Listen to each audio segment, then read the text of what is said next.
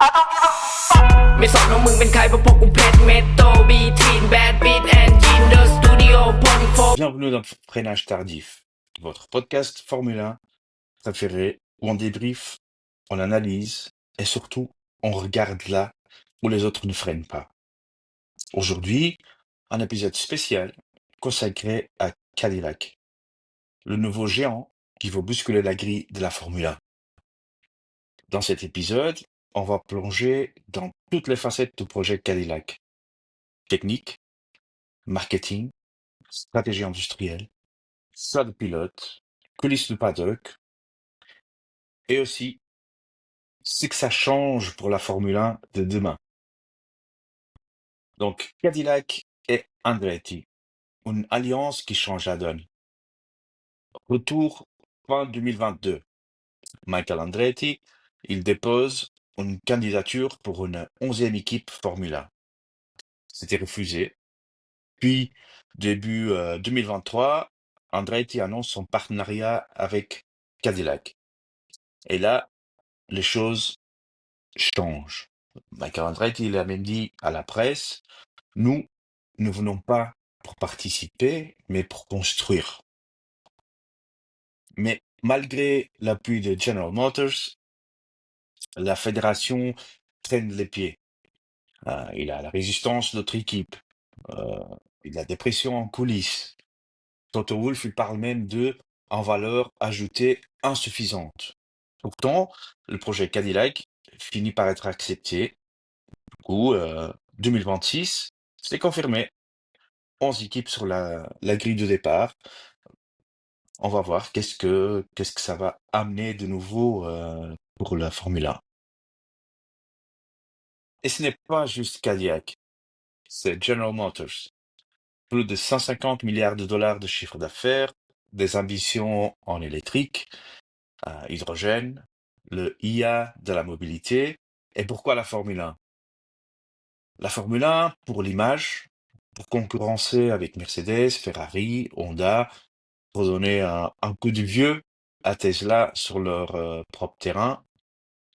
La Cadillac entre en Formule 1, mais c'est une guerre d'image contre Tesla, contre Porsche, contre Mercedes, sur la route, sur les écrans. Et maintenant, pas maintenant, mais à partir de 2026, ça sera aussi sur la piste. Si on regarde le dernier week-end de Formule 1, la présentation de l'équipe Cadillac, c'était un grand spectacle à Miami. C'était la présentation de la voiture concept en marge du Grand Prix. En diffusion en direct sur ESPN, des stars hollywoodiennes, euh, Jay-Z en fond musical, même Liberty Media était impressionné. Cadillac, il met le paquet niveau storytelling, le luxe de l'américaine, la tradition de Detroit, la technologie du futur, euh, une Formule 1 peinte façon concept car, futuriste, massif. Est-ce que c'est réaliste? Non. Est-ce que ça claque? Carrément. Alors, un moteur 100% Cadillac, c'est que ça implique. Le règlement FIA 2026 impose une part électrique de 50%, un carburant durable, une puissance réduite. Cadillac, via General Motors, travaille déjà sur son unité de puissance à Detroit. Mais pour 2026, ils utiliseront un moteur Ferrari. euh, voilà, ça sera pas un moteur Cadillac, General Motors dès le départ. Mais le directeur technique de Cadillac, il a dit à la presse, on sera indépendant d'ici 2030, c'est une certitude. Ils veulent faire ce que Red Bull fait avec Honda. La comparaison, elle est là. Le modèle, c'est le Red Bull Powertrains. Ils vont essayer de faire exactement la même chose. Une fois que Red Bull, ils ont acheté, on va dire, les droits du moteur de Honda et ils vont le retravailler pour la saison 2026 sur le nom de Red Bull Powertrains. Au niveau des pilotes, On entend beaucoup parler d'un certain pilote qui s'appelle Sergio Perez. On sait que fin 2024, euh, Sergio Perez, il quitte Red Bull après une saison difficile. Officiellement, c'était une séparation de commun accord. Pour moi, officieusement, c'était la pression de Verstappen, c'était cette performance qui était irrégulière. Euh, il avait aussi Liam Lawson qui faisait pression. Voilà. Perez, il prend une année sabbatique, il fait du simulateur, il s'entraîne, il donne des interviews aux États-Unis, au Mexique, mais on entend beaucoup que en 2026, il revient. On entend que Cadillac sera intéressé pour le signer. Pour lui, expérience, aura médiatique, l'Amérique latine comme un marché cible. Voilà. Checo, il a donné une petite interview sur ESPN Mexique et il a dit, je veux être le leader d'un projet, pas juste en numéro 2. Et ça, quand il était chez Red Bull, ça se voyait bien. Euh, il était clairement le numéro 2. Euh, voilà. C'était et c'est encore Max Verstappen qui roule l'équipe. C'est lui qui fait que des faits, qui dit voilà, c'est lui le maître de l'équipe Red Bull. Euh, le deuxième baquet, là, si Checo euh, est confirmé comme le pilote numéro un, euh, Cadillac, il doit chercher quelqu'un pour être à ses côtés, évidemment. Il cherche un pilote jeune et talentueux. OK. Au niveau des noms, qu'est-ce qu'il y en a? Euh, on a Mick Schumacher. Il est soutenu par Mercedes, mais il est disponible. Il vient de changer,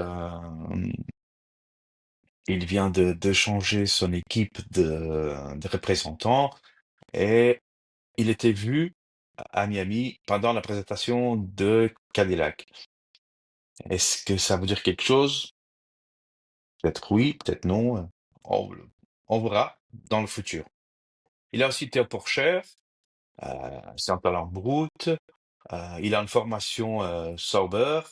Il a Felipe Drugovich. Il est champion Formule 2. Euh, il est troisième pilote au pilote d'essai chez Aston Martin. Il est en attente d'André Baquet. Est-ce que ça pourrait être aussi Philippe Drugovich? On ne sait pas. Après, il y a Colton Herta. C'est en icône IndyCar, mais il manque de points pour la super licence. Est-ce que ils vont tout faire pour avoir un pilote américain? Oui, non, on ne sait pas voir. Le futur nous dira. Euh, Dans l'équipe elle-même, donc créer une écurie de A à Z, c'est titanesque, parce que tout est à construire. Ils ont besoin d'une base technique à Détroit, une antenne européenne à Silverstone, Hinwil, voilà. Le recrutement de centaines d'ingénieurs, des bons moteurs, une soufflerie, des simulateurs.